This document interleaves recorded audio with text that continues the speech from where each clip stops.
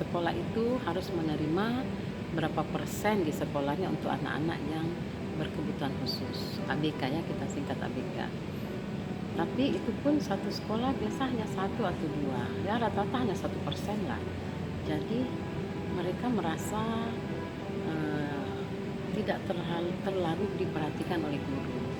Jadi saya bilang ini sebenarnya masalah yang sangat besar, sangat panjang, karena mulai mereka harus sekolah di PAUD, SD, SMP, SMA.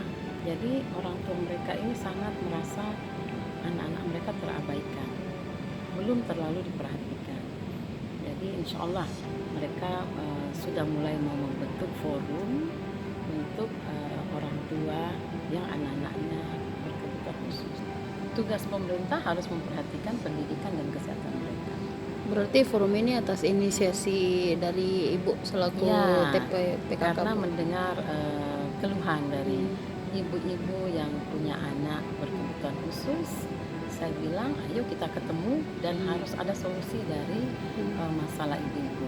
Saya sebagai ibu tahu apa keluhan mereka, apalagi anak normal saja gurunya itu setengah mati, apalagi anak yang berkebutuhan khusus, harus kesabarannya lebih dibanding guru biasa. Jadi harus ada beberapa yang masuk di situ, misalnya dari dokter, dari psikolog, ya, dari orang tua murid sendiri harus ada, dari ketua-ketuanya, dari pemerintah harus ada.